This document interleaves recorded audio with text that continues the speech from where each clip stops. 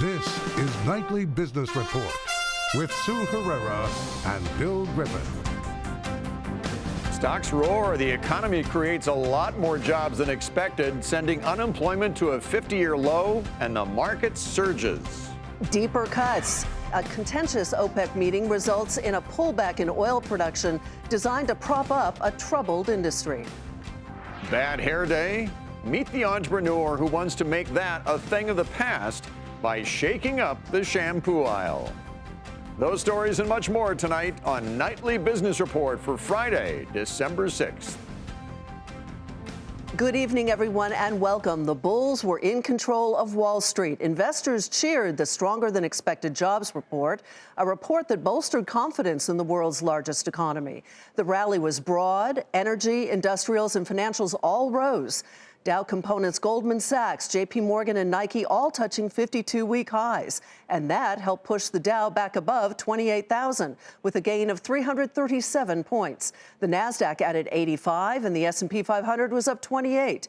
Seema Modi spent the day tracking the action at the New York Stock Exchange. Stocks were off to the races after a blockbuster jobs beat today, with the Dow, S&P, and Nasdaq all sitting in record high territory. Call it a trifecta of positive news. Beyond the strong jobs beat, trade optimism starting to build once again after China said it will waive import tariffs on some U.S. soybeans and pork, raising hopes of a possible U.S.-China trade deal being reached before that December 15 tariff deadline. And consumer sentiment data in November hitting a 7-month high, renewing confidence in the stronger consumer narrative that market bulls have really been banking on. No surprise, a number of retail stocks, along with other economically sensitive groups like energy and financials, did well today. Goldman Sachs, Nike, and Apple, and 3M all led the Dow higher. 3M in particular rebounding from yesterday's lows on talk that it's planning to sell its drug delivery systems unit for roughly $1 billion. That, according to a Bloomberg report. The market rebound has also swept up small caps along with everything else. The Russell 2000 index hit new 52-week highs today, but still has a ways to go to get back to record levels. And the stakes are high going into next week. Plenty of catalysts to watch, including key policy meetings from the Federal Reserve and the European Central Bank, the UK general election, and of course the looming tariff deadline next weekend. For Nightly Business Report, I'm Seema Modi at the New York Stock Exchange. Now, if there was any concern about the consumer, this jobs report erased those fears. Here were the numbers. The economy added 266,000 positions last month. That was well ahead of estimates. The unemployment rate fell to 3.5%, matching its lowest level since 1969, and wages rose. Now, that's critical because consumer spending has been, of course, a driver of economic growth. Ilan Mui takes a look at America's employment picture right now. America's job market keeps on roaring, with blockbuster hiring in November that beat investors' expectations. Businesses brought on the most workers since January, and that helped push down the unemployment rate to 3.5%, returning to a low the country hasn't seen in 50 years. Workers are also enjoying higher wages.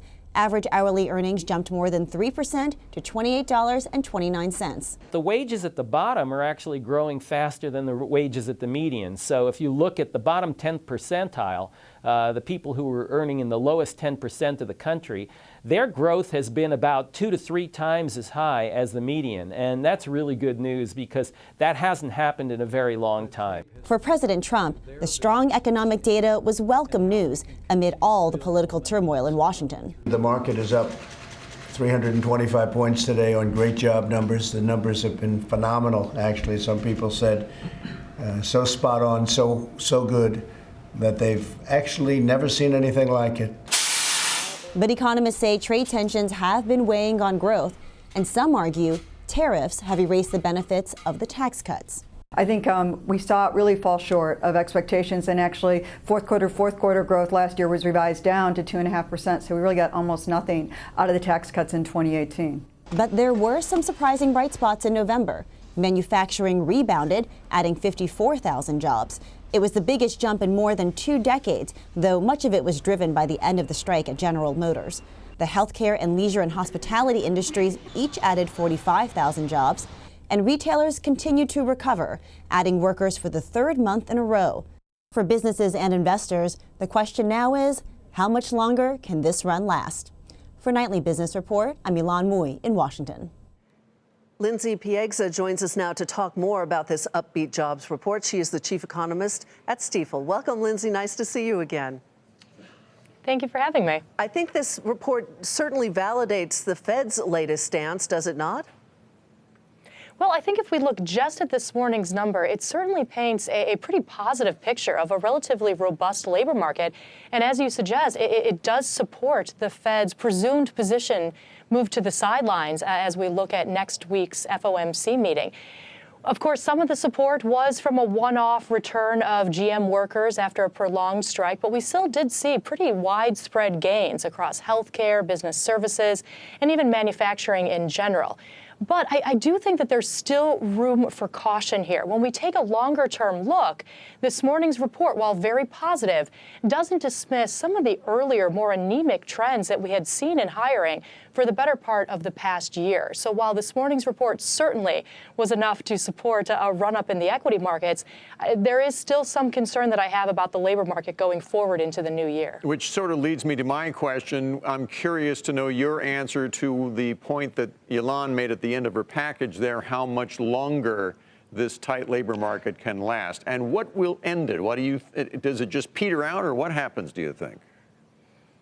Well, right now, I think that businesses are still very hesitant to take on a very robust level of long-term, higher-wage employees. What we're still seeing is a very heavy reliance on part-time, temporary gig employment. This tends to be a theme that we've been seeing for quite some time.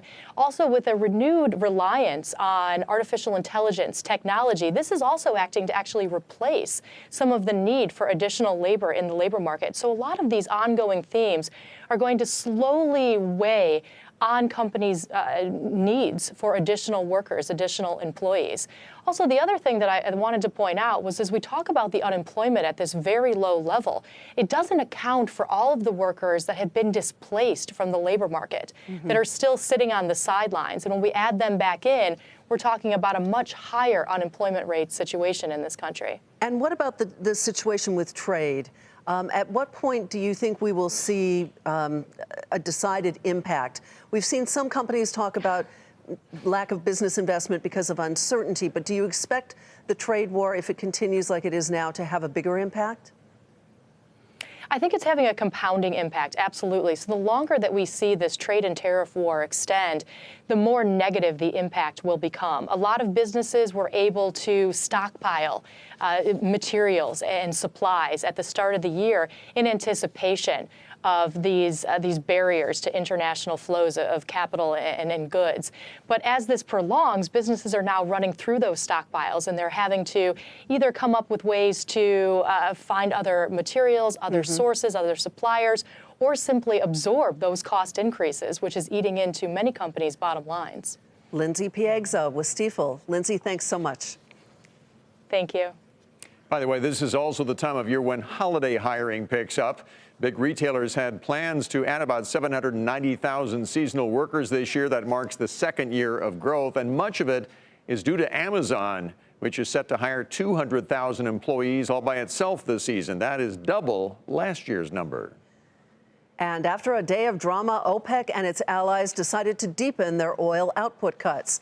This follows the sudden cancellation of yesterday's press conference. That's a rare occurrence at these meetings. The decision helped prop up the price of domestic crude, and the hope is that it will help an industry that is under pressure. Brian Sullivan reports tonight from Vienna.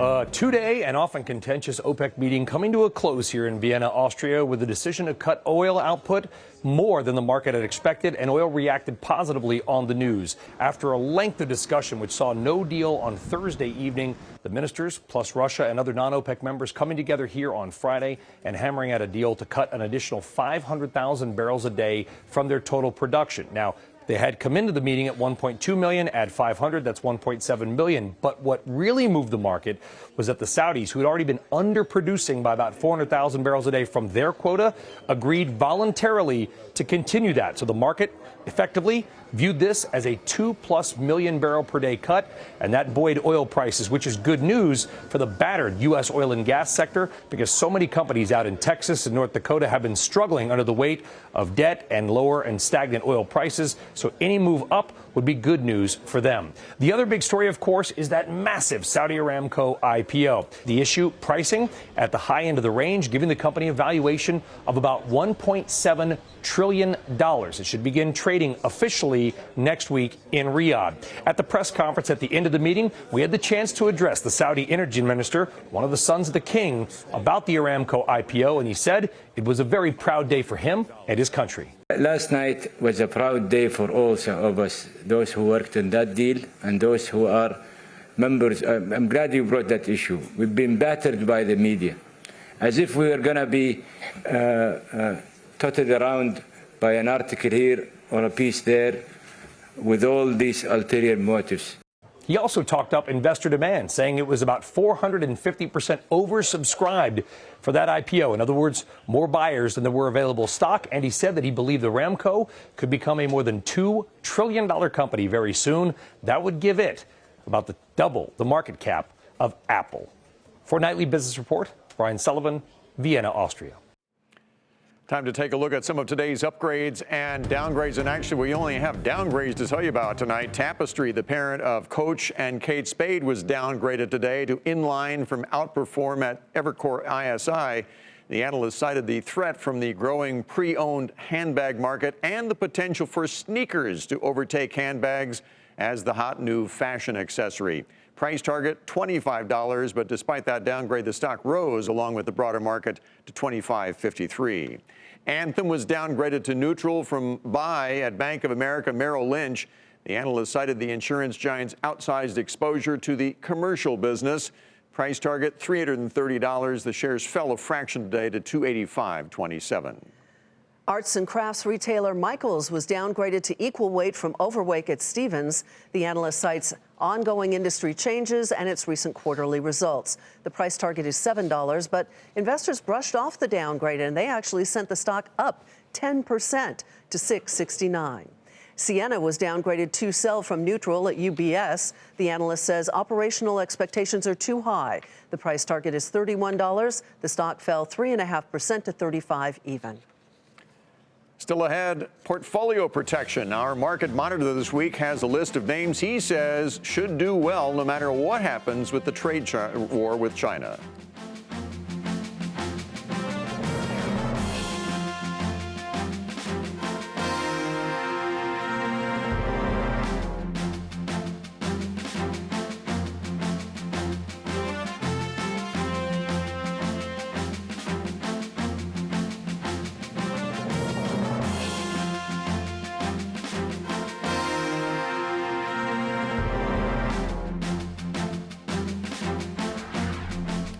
Uber today issued its first safety report detailing unsafe incidents that have occurred on its platform in the past 2 years. The ride-hailing company had reports of more than 3,000 sexual assaults during rides last year. There were 9 murders, 58 people were killed in crashes. But the company was quick to point out that those numbers represent just 0.0002% of Uber's 1.3 billion rides in the U.S. in 2018. Comparisons with similar businesses, by the way, are hard to come by. The New York Police Department counted 533 registered sex crimes and rapes on its transit system last year. Former Vice President Joe Biden released a new tax proposal, which we told you about yesterday. In an interview with John Harwood, he said new policies are needed to address increasing income inequality. He also discussed the impact of the trade war on the economy when John asked him if he would remove the tariffs should he become the next president. Those tariffs come off in terms of farmers, but other tariffs may go on in terms of the violation of the stealing of intellectual property, the violating WTO rules, World Trade Organization So for rules. all the people saying that the tariffs are creating uncertainty and harming the economy, You think some of them are justified. Well, for example, steel dumping is justified. It's justified. Excessive steel, they dump it at a lower cost. It is, in fact, designed to drive down our steel market and our steel production. But the idea of us making the farmer pay for what they've worked like hell to do, provide and have a market in China, makes no sense.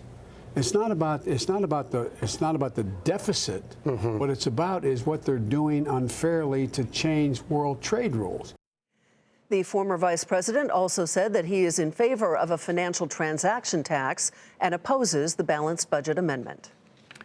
A big gain for Big Lots. That's where we begin tonight's market focus, with the closeout retailer reporting a narrower than expected loss and better than expected revenue, thanks in part to the sale of its California distribution center and a strengthening balance sheet. Big Lots CEO also said he sees significant improvement coming next year, and that the fourth quarter this year is off to a solid start. And that sent the stock up more than 31% today to $25.21. Genesco reported better than expected earnings and revenue. The shoes and accessories retailer also raised its full-year outlook, and the CEO added that sales during the Black Friday through Cyber Monday period were solid. Another big gainer today, shares soaring by 32% to $48.82. Netflix's The Irishman attracted more than 13 million viewers in the U.S. during its first 5 days of availability, falling short of the company's best-performing movie title, Bird Box. Those numbers were released by Nielsen. Netflix has not released its own viewership data. Shares rose more than 1% to $307.35. Investors got their first chance to react to results from American Outdoor Brands. The parent company of Smith & Wesson topped Wall Street's earnings estimates and saw revenue come in above expectations. The company also raised its full-year outlook as gun demand stabilizes. Shares fell 2.5% to $9.20. Time for our weekly market monitor. He has the names of 3 defensive stocks that he says should minimize exposure to the U.S.-China trade war. Mike Musio is the president of FBB Capital Partners. Thanks for joining us tonight, Michael. Thanks for having me, Bill. Let's start with United Health. Sure. You know, classic defensive play, really has nothing to do with the trade war, and it's had a pretty good run the last few months here. Why do you like it? That's it. Domestic, defensive, and services, right? And United Health is definitely in that wheelhouse. The stock has a nice run the last couple months, but is basically until 6 weeks ago was flat for the year. It trades at about a market multiple, and we expect earnings to grow in the mid-teens for the next several years.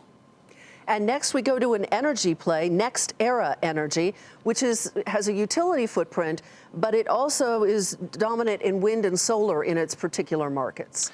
Yeah, so this is jobs numbers were high, were great, and in a good job market, people move, and a lot of people are moving to Florida, Sue. And Next Era Energy is the old contains the old Florida Power and Light, and so they have a great footprint, and they're also big in wind and solar, as you mentioned. And then finally, a real estate investment trust involved in self-storage facilities. It's had a good run the last few years, stumbled here recently, but I guess this is one of those somebody has to do it kind of businesses, right? So somebody has to do it, and if you're like me and you've moved recently in the last few years, you realize you have more stuff than you do storage, then the storage facility operators do well, and Extra Space is the one that we like for clients.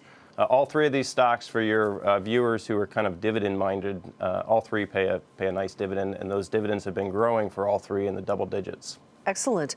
What do you feel about the overall market, Mike? We had a triple-digit gain in the Dow. We have had some volatility, certainly much of it linked to trade. But overall, it sounds like you're still finding some opportunities and value in this market. We are, and the theme with these 3 companies is whatever happens with the trade war or tariffs, these are not manufacturing, exporting companies, right? These were staying home. There's a little bit of a home bias here, and these 3 companies are all going to, we expect all of them to raise earnings next year, and stocks follow earnings over time. So if you can find those companies where earnings are growing, revenues are growing, they're getting more efficient every year, then we think that will protect investors if there is a downturn. But Sue, to your point, I mean, the jobs are high, unemployment's low, rates are low. You know, you could see the path of least resistance is up. Very good. Mike Musio with FBB Capital Partners. Again, thanks, Mike. Thanks, guys. Coming up, a bright idea that's now a successful business where one size does not fit all. Our mission is to personalize beauty. Our vision is a world where we're able to celebrate every single customer's uniqueness.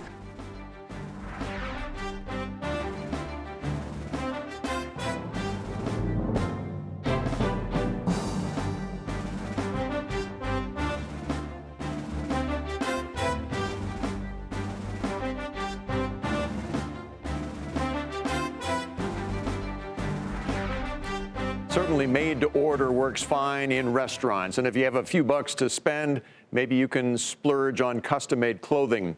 But can it work for other products? Mass manufacturing tends to be expensive and it can waste raw materials. But one MIT engineer based in New York City got what he believes is the bright idea to make personalized shampoos and conditioners for each customer because, after all, no two heads of hair are alike. That's cool. 6 years ago, Zahir Dasa had a doctorate from MIT. He turned down a consulting job and made money subletting Dallas apartments, all while dabbling in startups and postdoctorate work.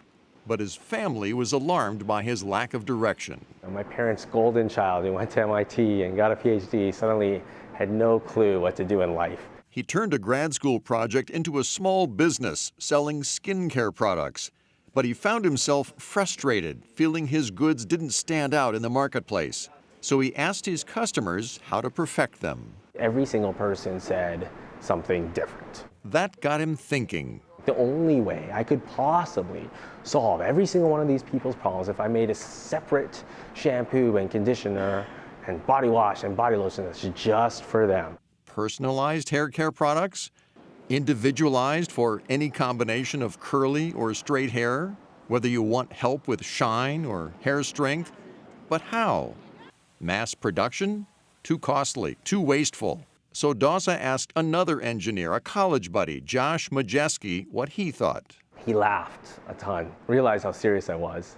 And by the end of it, I think he realized this could be something. To turn it into something, Dasa consulted with Ian Kaplan, a chemist who formulated his skincare products.